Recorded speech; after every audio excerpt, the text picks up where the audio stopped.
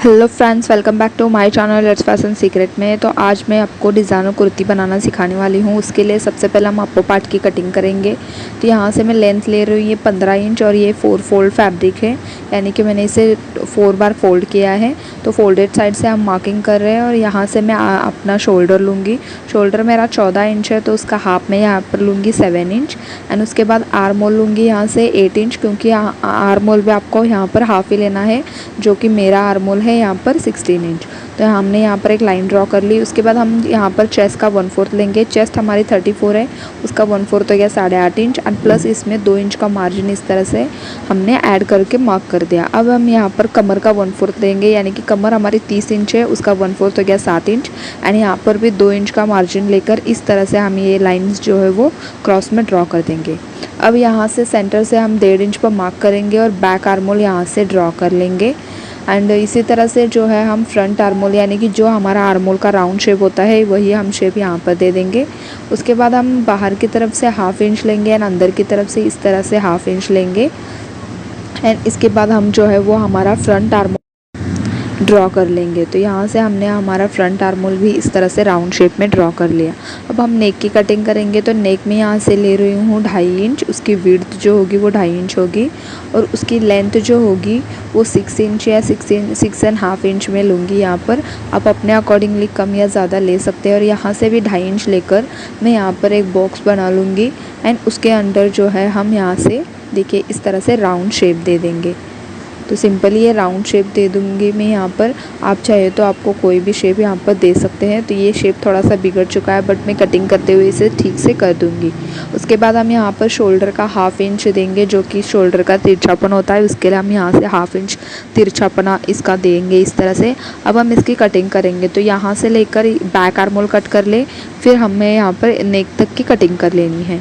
तो यहाँ पर देखिए इस तरह से मैंने कट कर लिया है। अब हम इसमें से एक पार्ट जो है वो साइड में कर देंगे, जो कि हमारा बैक वाला पार्ट रहेगा।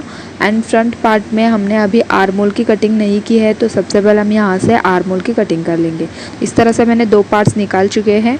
अब हम स्लीव्स की कटिंग करेंगे। तो स्लीव्स के लिए भी मैंने यहाँ पर 2 फैब्रिक लिया है, जो कि 4 फोल्ड है। इस साइड हमें चेस्ट का 1/4 लेना है, यानी कि 8.5 इंच, जो कि मेरी चेस्ट है 34 इंच, उसके अकॉर्डिंगली। एंड यहाँ पर 2 इंच का मार्जिन ले लिया। इस साइड हमें हमारे हैंड की गोलाई यानी कि 5 इंच मैं लूँगी, उसका हाफ हमें यहाँ पर लेना है, जो कि 10 इंच आता है। तो मैं उसका हाफ ले रही हूँ यहाँ पर 5 इंच एंड यहाँ पर भी 2 इंच का मार्जिन देकर ये क्रॉस वाली लाइन में यहाँ तक जॉइंट कर दूँगी। तो उसके बाद हम यहाँ से मैं 2.5 इंच नीचे डाउन मार्क करूँगी और यहाँ से 2 इंच नीचे इस तरह से मार्क करूँगी।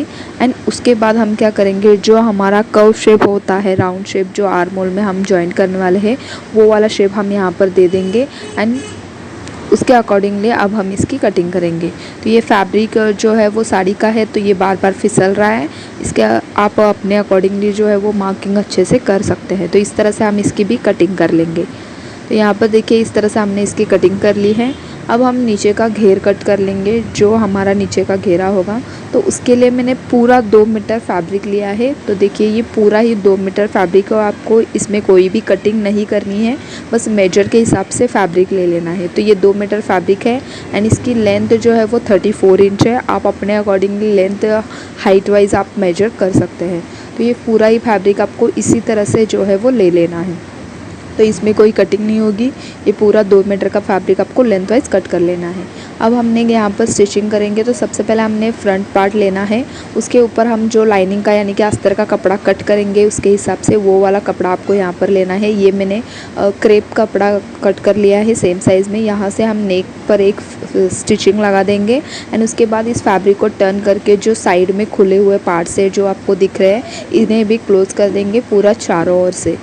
तो इस तरह से ये पूरा नेक एंड इस साइड से जो है वो इसका फिटिंग हो जाएगा, यानी कि ये प्रॉपर शेप में स्टिच हो जाएगा। तो देखिए यहाँ पर हमने यहाँ पर इस तरह से नेक की फिनिशिंग कर ली है। बैक एंड फ्रंट दोनों पार्ट हमने इसी तरह से यहाँ पर रेडी कर लिया है।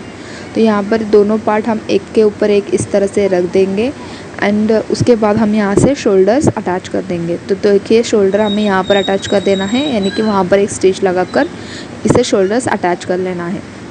तो शोल्डर्स हमने अटैच कर लिया। अब हम स्लीव्स अटैच करेंगे। तो स्लीव्स की फ्रंट की तरफ हमने डबल फोल्ड करके यहाँ पर देखिए इस तरह से इसकी फिनिशिंग कर दी है। उसके बाद हम स्लीव्स को सेंटर से फोल्ड करेंगे और जो हमारा शोल्डर का सेंटर रहेगा उसके सेंटर में हमें इस तरह से रख देना है दोनों साइड। एंड दोनों साइड हमें हाफ इंच के मार्जिन से सिलाई चलाते हुए यहाँ से लेकर पूरा इस वाले कॉर्नर तक पूरा राउंड में आपको सिलाई लगाते हुए जाना है।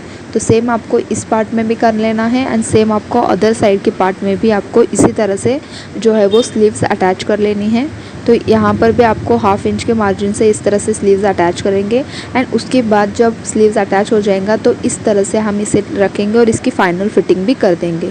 तो यहाँ पर देखिए इस तरह से हमने जितना मार्जिन लिया था उतना माइनस करके इसकी फ़िटिंग कर दी है।